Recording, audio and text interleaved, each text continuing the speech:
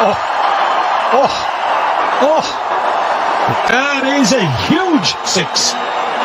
ये साल था 2010 का, जहां भारत और न्यूजीलैंड के बीच एक ऐसा मैच खेला गया था जिस मैच में न्यूजीलैंड के बल्लेबाजों ने भारतीय गेंदबाजों पर छक्कों की बरसात करते हुए मैदान पे तबाही मचा करके रख दिया था। आशीष नेहरा के आखिरी ओवर में 2 लगातार छक्के और फिर बैक टू बैक 2 चौका ठोककर कुल 21 रन इस आखिरी ओवर में बनाते हुए न्यूजीलैंड ने 315 रनों का एक पहाड़ जैसा टारगेट भारत के सामने रख दिया था। और ये विश्व क्रिकेट का वो दौर था जहां 300 रन तो कभी कभार ही बनते थे और इतने बड़े स्कोर का चेज होना किसी अपवाद के जैसा था। यही कारण था कि अधिकांश लोग इस मैच में भारत की हार को कबूल कर चुके थे, लेकिन भारतीय टीम का ये रन चेज किसी साउथ के थ्रिलर मूवी से कम नहीं होने वाला था। भारतीय टीम की तरफ से पुष्पा बन करके आता है एक ऐसा खिलाड़ी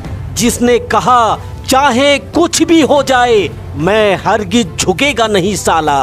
तो कौन है वो खिलाड़ी और कैसा था उसका चमत्कार, देखने के लिए वीडियो में आखिरी तक हमारे साथ बने रहिए। साथ ही इस वीडियो को लाइक कर कमेंट में जय हिंद लिखना भी बिल्कुल मत भूलिएगा। न्यूजीलैंड के 315 रनों के जवाबी कार्रवाई में गौतम गंभीर के साथ पार्थिव पटेल भारतीय पारी की आगाज करने मैदान पर दस्तक देते हैं, जहां पहले ओवर की दूसरी गेंद पर ही गौतम गंभीर ने सिंगल लेकर अपना और साथ में भारतीय टीम का खाता भी जरूर खोल लिया था।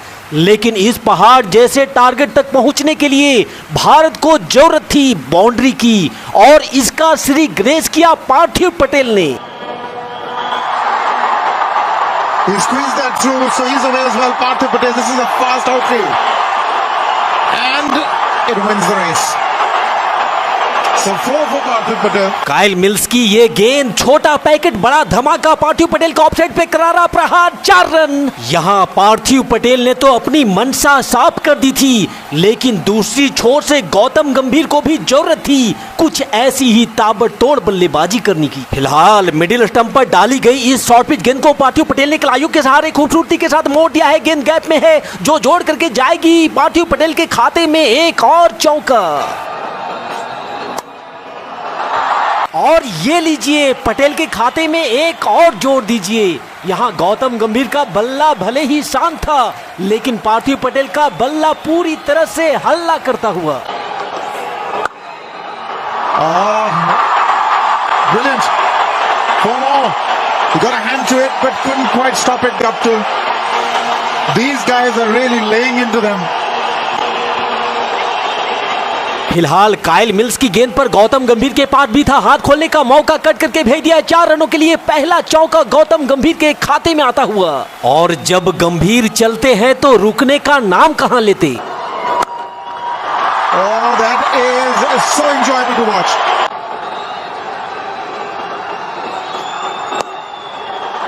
For more, there's nobody on fine leg. The man is in for the catch.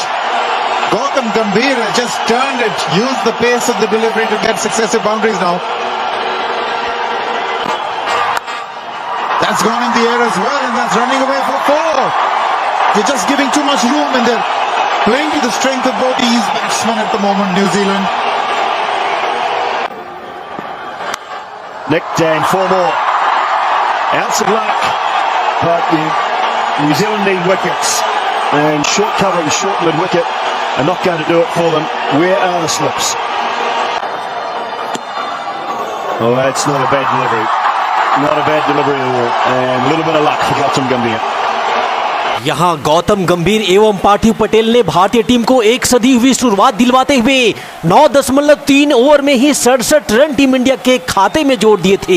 लेकिन तभी 10वें ओवर में गौतम गंभीर 24 बॉल में 27 रनों की पारी खेल आउट हो जाते हैं और 67 के स्कोर पर भारतीय टीम को पहला झटका लग जाता है। गौतम गंभीर का विकेट भारतीय टीम के लिए एक बड़ा झटका था, लेकिन इससे भी बड़ा झटका भारतीय टीम को तब लगता है जब विराट कोहली, जिनसे एक बड़ी पारी की उम्मीद थी वो अपना खाता तक नहीं खोल पाते हैं और 0 के स्कोर पर कोहली भी पवेलियन वापस लौट जाते हैं। एक ही ओवर में 2 विकेट खोकर यहाँ दबाव पूरी तरह से भारतीय टीम के ऊपर आ चुका था, लेकिन फिर यहाँ से आगे युवराज सिंह के साथ मिलकर पार्थिव पटेल ने भारतीय पारी को संभाला और जीत की राह पर आगे बढ़ना शुरू कर दिए।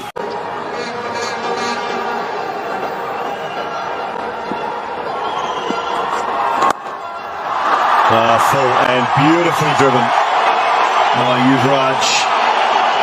81 for 2.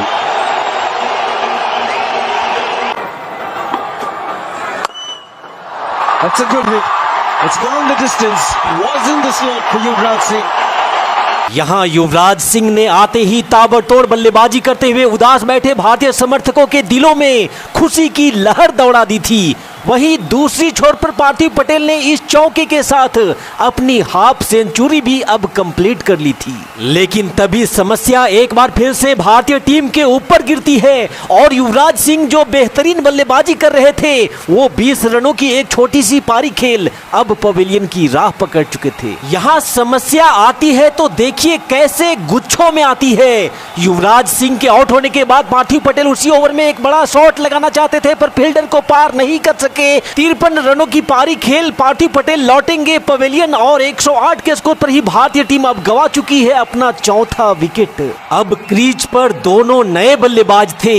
एक छोर पे थे हिटमैन रोहित शर्मा तो दूसरी छोर पे उनका साथ दे रहे थे यूसुफ पठान। इन दोनों बल्लेबाजों ने बड़ी ही सूझबूझ के साथ बल्लेबाजी करते हुए भारतीय पारी को आगे बढ़ाना शुरू कर दिया। फिलहाल रोहित शर्मा ने चहलकदमी करते हुए उड़ा दिया इस गेंद को आसमान में, तारा बनी ये गेंद गिरेगी दर्शक दीर्घा में 6 रनों के लिए। जिस ताबड़तोड़ बल्लेबाजी की उम्मीद भारतीय फैंस रोहित से कर रहे थे, रोहित उस पे 100% खरे उतरे। यहाँ एक बार फिर से रोहित के पास था हाथ खोलने का मौका, जिसपे ऑफ साइड पे हिटमैन ने जड़ दिया धमाकेदार चौका।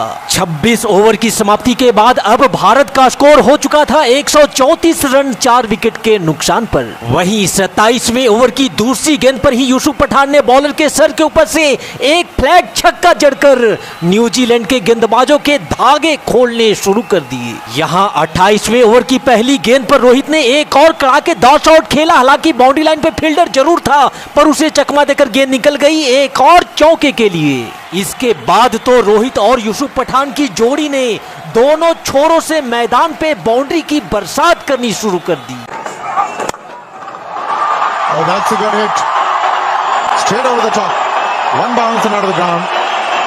Boundary to end the over. 10 off it. 30 gone. 164 for 4. Patan goes big. Has he hung out? No. This will clear the rope. Effortless strike. The second time he's gone over long on. Well struck.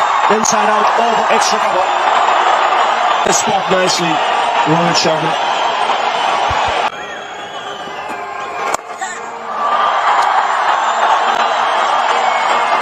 Splits the field. यहाँ यूसुफ पठान और रोहित शर्मा ने New Zealand के गेंदबाजों को तूफान का दर्शन करवाते हुए भारत के स्कोर को 186 रनों तक पहुंचा दिया था। लेकिन तभी घटती है वो घटना जिसने भारत की जीत की उम्मीदों पर एक बार फिर से पानी फेर दिया था। 44 रनों की एक बेहतरीन पारी खेलने के बाद रोहित शर्मा अब भारतीय टीम का साथ छोड़ चुके थे और रोहित के इस विकेट के साथ ही अब भारत के जीत का सपना भी टूटता हुआ नजर आने लगा था। लेकिन मैदान पे खड़ा था वो पठान जिसने कहा चाहे कुछ भी हो जाए मैं झुकेगा नहीं, आखिरी गेंद तक भारत को जीत दिलाने के लिए मैं लड़ेगा। यहाँ से आगे यूसुफ पठान ने सौरभ तिवारी के साथ मिलकर बड़ी ही बहादुरी से न्यूजीलैंड के गेंदबाजों के साथ लड़ना शुरू कर दिया। देखते ही देखते अब भारत का स्कोर भी 200 रनों को पार कर चुका था, लेकिन अब भी भारत को जीत के लिए 84 बॉल पर 113 रनों की जरूरत थी। पारी का 37वां ओवर शुरू होता है जिसकी पहली ही गेंद पर यूसुफ पठान ने लॉन्ग ऑन के ऊपर से एक बड़ा छक्का लगा करके अपनी हाफ सेंचुरी भी कंप्लीट कर ली थी। इसके बाद तो यूसुफ पठान ने पीछे मुड़कर देखा ही नहीं, उनकी बस एक कोशिश थी कि गेंद को बस बाउंड्री के पार भेजते जाओ, बाकी जो होगा देखा जाएगा। Oh, that is massive. That is the biggest one. It's out of the stadium. It's landed on the roof. Can you believe it? Wow. That's an incredible shot. I don't think the ball has ever been hit out of the stadium. Mohandas Menon will obviously correct me if it has been. But this is again the length ball that we are talking about. The experienced Kyle Mills bowling the length ball. That was what Yusuf was looking for. If you take a look now, India's ahead of New Zealand. 235 for 5. Well, that's a good hit. That will certainly be 4. Inside out. Got the length. And he's got the boundary. He's got hold of that one. He's going to get 4. यहाँ यूसुफ पठान की कातिलाना बल्लेबाजी ने New Zealand के दिग्गज गेंदबाजों को चारों खाने चित करके रख दिया था। अब उनके चेहरों पर फ्रस्ट्रेशन साफ तौर पर दिखाई दे रहा था। अब गेंद बची थी 45 और रन चाहिए था 62। इसी बीच इस बार फुल टॉस गेंद को फुटबॉल की तरह उड़ा करके भेज दिया यूसुफ पठान ने वन बाउंस से एक और चौके के लिए। और यूसुफ पठान को यहाँ बॉल डालोगे तो किसी भी हाल में बक्से नहीं जाओगे। एक और छक्का यूसुफ पठान के बल्ले से निकलता हुआ। तो कैसी लगी न्यूजीलैंड वालों पठान की मेहमान नवाजी? 97 के स्कोर पर पठान सामना करेंगे अगली गेंद का। और एक बार फिर से पठान के पाले में थी ये गेंद, उड़ा करके भेज दिया है। क्या बाउंड्री को पार करेगी? बिल्कुल करेगी। इस छक्के के साथ यूसुफ पठान पूरा करेंगे अपना शतक। कमाल, लाजवाब, बेमिसाल यूसुफ पठान का ये शतक मात्र एक शतक नहीं बल्कि इन्होंने टीम इंडिया को इतने बड़े रन चेज में संकट से निकालकर इस मुकाम तक पहुंचा दिया था। और दूसरी छोर से सौरभ तिवारी का भी योगदान काफी सराहनीय रहा। इस रन चेज में वो यूसुफ पठान के साथ कंधा से कंधा मिलाकर साथ खड़े थे। जब जरूरत थी सिंगल लेने की तब सिंगल लिया। और अब सौरभ तिवारी भी हाथ खोलने में थोड़ा भी संकोच नहीं कर रहे थे। लेकिन इस मैच के रियल हीरो तो यूसुफ पठान थे जिन्होंने इस सिंगल के साथ भारत के स्कोर को 315 रनों तक पहुंचाकर स्कोर को बराबर कर दिया था। अब गेंद बची थी 8 और रन चाहिए था मात्र 1। लेकिन सौरभ तिवारी ने अगली ही गेंद पर एक विजयी छक्का लगा करके इस बड़े रन चेज में भारतीय टीम को विजयी बना दिया। लेकिन भारतीय टीम के इतिहास बनाने की ये कहानी शायद यूसुफ पठान के बगैर अधूरी रह जाती, जिन्होंने गेंदबाजी में 3 विकेट तो लिया ही, साथ ही बल्ले से भी धमाका करते हुए मात्र 96 बॉल पे 123 रनों की धमाकेदार पारी खेल भारत को ये मैच जिताया। तो यूसुफ पठान की इस यादगार मैच जिताऊ पारी के नाम इस वीडियो पे एक लाइक जरूर दीजिएगा। और ऐसे ही धमाकेदार मैचों की कहानियों के लिए इस चैनल को सब्सक्राइब करना भी बिल्कुल मत भूलिएगा। Thanks for watching this video. जय हिंद, वंदे मातरम।